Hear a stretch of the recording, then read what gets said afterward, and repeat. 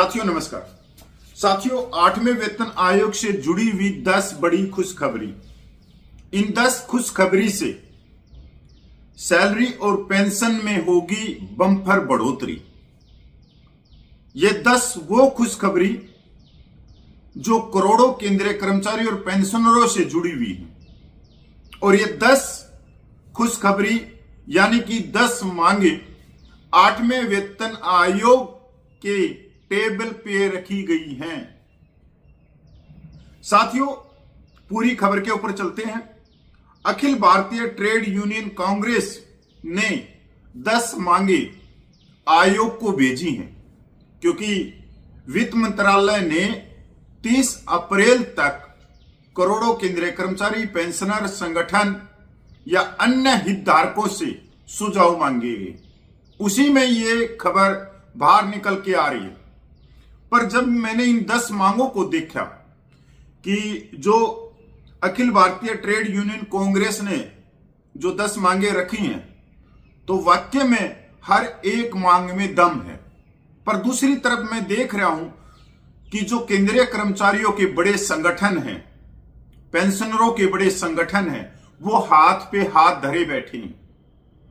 वो उल्टी सीधी मांगे आयोग तक भेज रहे हैं, जिनका कोई मतलब नहीं।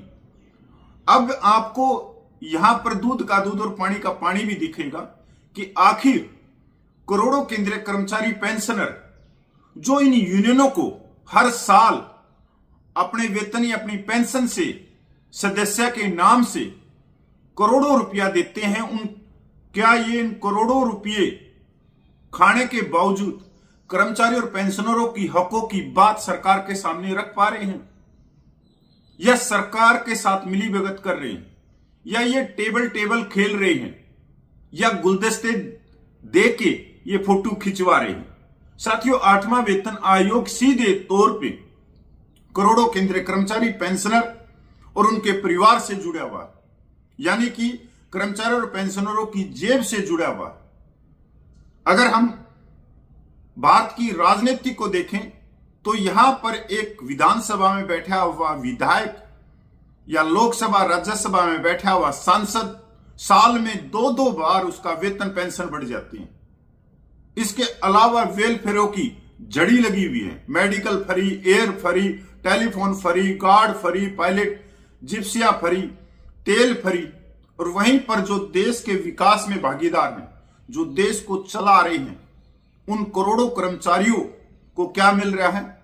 जो मिल रहा है उसको भी छीनने की कोशिश की जा रही है। एक तरफ सरकार 12 लाख के इनकम पे टैक्स फ्री कर रही है, तो दूसरी तरफ कर्मचारियों का 12 लाख बन ही नहीं रहा। तो ये क्या चल रहा है? क्या जुमला फेंका जा रहा है? तो साथियों, हम ये पहले 10 मांगे देखते हैं जो खुशखबरी से। 8वें वेतन आयोग से केंद्र सरकार के कर्मचारियों के वेतन, पेंशन और भत्तों में बड़े बदलाव आ सकते हैं। अखिल भारतीय ट्रेड यूनियन कांग्रेस ने वेतन वृद्धि, पेंशन सुधार और कार्यस्थल पर मिलने वाले भत्तों से संबंधित मांगों की एक विस्तृत सूची प्रस्तुत की है। इन प्रस्ताव का उद्देश्य वित्तीय सुरक्षा में सुधार करना, आर्थिक गतिरोध को कम करना और उचित वेतन सुनिश्चित करना। AITUC की कुछ महत्वपूर्ण मांगों को संक्षिप्त विवरण यहां दिया गया है, जिन्हें आपको जानना चाहिए। पहली मांग उनकी है 3.0 का फिटमेंट फैक्टर। वेतन में बड़ी वृद्धि संभव है। वेतन आयोग के तहत वेतन में कितनी वृद्धि होगी, यह फिटमेंट फैक्टर द्वारा निर्धारित होता है। न्यूनतम फिटमेंट फैक्टर 3.0 रखने की मांग की है, जिससे कर्मचारियों के मूल वेतन और पेंशन भोगियों के मूल पेंशन में उल्लेखनीय वृद्धि हो सकती है। उच्च गुणक के सीधे तौर पर वेतन में वृद्धि होती है, इसलिए यह 8वें वेतन आयोग की चर्चाओं में सबसे महत्वपूर्ण मांगों में से एक है। जबरदस्त मांग है। इन्होंने फिटमेंट फैक्टर की जो मांग की है वो 3 पॉइंट की करी है। अब हम उन कर्मचारी संगठनों के ऊपर चलते हैं जिनकी अलग अलग बीन है, तो अलग अलग सूर हैं। कोई कर्मचारियों का संगठन कह रहा है कि 1.80 चाहिए, तो दूसरा कह रहा है कि 1.92 चाहिए, तो तीसरा कह रहा है कि 2.28 चाहिए। ये अभी तक यहीं घूम रहे हैं। नंबर 2, न्यूनतम वेतन और 6% वार्षिक वेतन वृद्धि की मांग। वर्तमान में केंद्र सरकार के कर्मचारियों को प्रतिवर्ष 3% की वेतन वृद्धि मिलती है। इसे दोगुना करके कम से कम 6% करना चाहता है ताकि बढ़ती महंगाई के अनुरूप वेतन वृद्धि हो सके। आपने पता है ना कि 3% का हर साल इंक्रीमेंट लगता है। अब इसके ऊपर मांग की गई कि 6% का इंक्रीमेंट लगे। साथियों, इससे इसका सबसे ज्यादा फायदा कर्मचारियों को होगा। और अगर मैं देखता हूं कि 32 लाख पूर्व सैनिकों को इसका डबल फायदा होगा। वो ऐसे होगा कि उनको ओआरओपी लागू है। अब ओआरओपी जुलाई 2029 में जब लागू होगी तो उस समय की जो नई पेंशन होगी वो पुराने वालों को पास की जाएगी। तो इसका सीधा फायदा 32 लाख पूर्व सैनिकों को भी मिलता हुआ दिखाई दे रहा है, अगर ये मांगे मान ली जाती है। पारिवारिक इकाई में परिवर्तन, वेतन गणना में माता पिता को शामिल करना। 7वें वेतन आयोग ने वेतन की गणना के लिए परिवार में 3 सदस्यों की इकाई को मानक अपनाया था। इसे बढ़ाकर 5 सदस्य करने का प्रस्ताव दिया है, जिसमें माता पिता भी शामिल होंगे। अगर 3 की जगह 5 सदस्यों की यूनिट कर दिया जाए तो इससे भी बढ़ोतरी ऊपर बढ़ रही है कि अगर मान लो 7 पे कमीशन में 2.57 का फिटमैन फैक्टर मिला था सिर्फ 3 यूनिट के ऊपर, अगर 5 यूनिट हो गई तो ऑटोमेटिक फिटमैन फैक्टर आगे जाता है। क्योंकि अगर हम डीए को देखें तो डीए से बढ़ोतरी अब की बार नहीं होने वाली, क्योंकि डीए पहले से ही 60% है। 60% है, उस पर बढ़ोतरी नहीं होगी क्योंकि 7 पे कमीशन में 125% था। पदोन्नति सुधार, कैरियर में कम से कम 5 पदोन्नतियां मिलनी चाहिए। यह भी इनकी बहुत अच्छी मांग है। पुरानी पेंशन योजना को पुनर्जीवित करना और वार्षिक पेंशन में वृद्धि करना। अब क्या है कि हर साल पेंशन 5% बढ़नी चाहिए। मतलब 5% मतलब इन्होंने एक मांग रख दी कि 5% इंक्रीमेंट लगना चाहिए। यह भी इनकी बड़ी जबरदस्त मांग है। जिस तरह से वेतन के ऊपर इंक्रीमेंट लगता है 7 पे कमीशन के अकॉर्डिंग 3%, तो इन्होंने कहा है कि 8वें वेतन आयोग में पेंशन के ऊपर भी इंक्रीमेंट लगना चाहिए। पेंशन में बदलाव, पेंशन की पूर्ण बहाली जल्द ही संभव होगी। वर्तमान में पेंशन भोगी जो पेंशन में परिवर्तन का विकल्प चुनते हैं उन्हें 15 वर्षों तक कम पेंशन मिलती है। इस अवधि को घटाकर 11-12 वर्ष करना चाहता है। इसका अर्थ है कि सेवानिवृत्त लोग अपनी पूरी पेंशन पहले प्राप्त करना। ये भी इनकी जबरदस्त मांग है, पर जो कर्मचारी संगठन है वो सो रहे हैं। मांग एक राजनीतिक दल की ट्रेड यूनियन रख रही है और जबरदस्त मांग रख रही है। बिल्कुल जो जमीन से जुड़ी हुई मांगे हैं, जो हर एक कर्मचारी और पेंशनर के हित में है। पर अगर कोई भाई राजनीतिक से जुड़ा हुआ कोई अंधभगत हो, चाहे वो कांग्रेस का, बीजेपी का, अगर मैं ये बात कर रहा हूं तो उसको थोड़े से हो सकता है कि पेट में दर्द हो जाए कि मैं राजनीतिक बात, ये राजनीतिक बात नहीं, ये ग्राउंड से जुड़ी भी उनकी ट्रेड यूनियन की बातें, क्योंकि उनकी यूनियन में भी तो कर्मचारी हैं, पेंशनर हैं।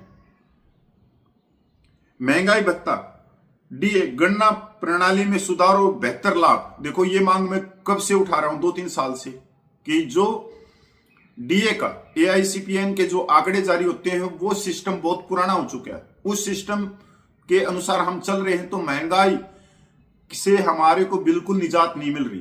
क्योंकि अगर वो सिस्टम को देखें तो वो मंडियों के अंदर ही घूम रहा है।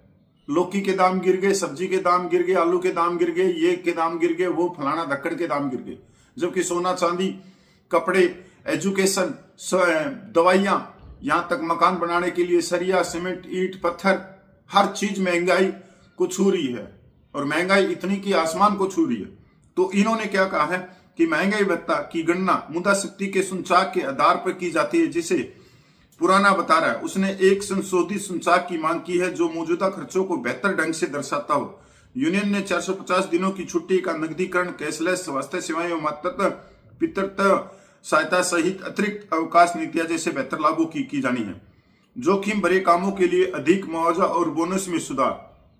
रेलवे, रक्षा और सीएपीएफ में कार्यरत कर्मचारियों के लिए जोखिमों को देखते हुए अधिक मुआवजे का प्रस्ताव रखा है। प्रस्तावित मुआवजे में सेवा के दौरान मृत्यु होने पर 2 करोड़ रुपए तक का मुआवजा शामिल है।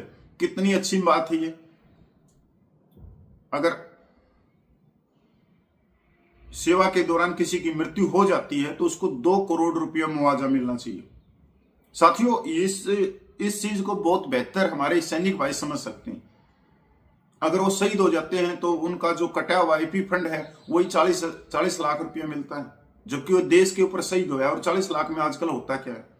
देखो, जमीन से जुड़ी हुई मांगे, और इनके बारे में मैं बहुत पहले भी बात कर चुका हूं कि कम से कम जो शहीद होता है 5 करोड़ की राशि होनी चाहिए। अगर कोई रेलवे में दुर्घटना होता है, कोई जो रक्षा क्षेत्र से जुड़े हुए कर्मचारी हैं, अगर वो किसी दुर्घटना का शिकार होते तो उनको भी 5 करोड़ से ज्यादा राशि मिलनी चाहिए। संविदा पे भर्ती का विरोध, उचित वेतन संरचना के लिए प्रयास, ठेकेदारी बंद होनी चाहिए, परमानेंट लगने चाहिए, अग्निवीर हो, अग्निपथ हो, ये सारी चीजें विड्रॉल होनी चाहिए। मतलब इनकी जो मांगे हैं 10 की 10 खुशखबरी वाली मांगे हैं, जो कर्मचारी पेंशनरों से जमीन से जुड़ी हुई मांगे। अब आप उन यूनियनों के मांग पत्र को पढ़ लो, जो बड़े बड़े संगठन हैं, जो लाखों रुपया सदस्य के नाम से कर्मचारी और पेंशनरों से ले रही हैं, उनकी मांगे क्या, उनके मांग पत्र क्या है। अगर उनके मांग पत्र को आप पढ़ोगे तो दिमाग में दर्द हो जाएगा, क्योंकि कोई मांग है ही नहीं, क्योंकि वे सरकार की गोद में बैठ चुके हैं, रोज टेबल मीटिंग खेल रहे हैं, गुलदस्ता दे रहे हैं, फोटो खिंचवा रहे हैं, अखबार में डाल रहे हैं, जबकि असली मांगे यही है करोड़ों कर्मचारियों के लिए, पेंशनरों के लिए। इससे ज्यादा कोई मांग भी नहीं है, चाहे वो 3 का फिटमेंट फैक्टर की बात हो, या हर साल लगने वाले इंक्रीमेंट को 6% की बढ़ोतरी की बात हो, पेंशनरों के लिए भी हर साल इंक्रीमेंट की बात हो। ये जबरदस्त उनकी मांगे ग्राउंड से जुड़ी हुई है। तो साथियों, यही मांगे हमारी होनी चाहिए। और तो देखते हैं कि आगे होने वाला क्या है, पर मैं आपको बता देता हूं कि अभी तक 8वें वेतन आयोग के ऊपर कोई बड़ी खबर नहीं आ रही है। सिर्फ वित्त मंत्रालय ने सुझाव मांगे हैं, 30 अप्रैल तक आप भी भेज सकते हो उसमें। इसके अलावा अगर जो गोदी मीडिया में चल रहा है, कोट टाई वाले यूट्यूबरों में चल रहा है कि ये हो जाएगी बल्ले बल्ले, वो हो जाएगी बल्ले बल्ले, तो अभी तक ऐसी कोई खबर नहीं है। और क्या होगी बल्ले बल्ले, क्या नहीं होगी, तो आपको सबसे पहले ध्यान रखना चाहिए कि जो महंगाई भत्ता आज 60% है, उसी के अनुसार आपकी बढ़ोतरी होगी, उसी के अनुसार फिटमेंट फैक्टर मिलेगा। अगर कर्मचारी संगठन सरकार पे दबाव बना लेते हैं तो कुछ बढ़ोतरी हो जाएगी, नहीं तो बढ़ोतरी के चांस बहुत कम है। साथियों नमस्कार, मैं पूर्व सैनिक कपिल भोजी।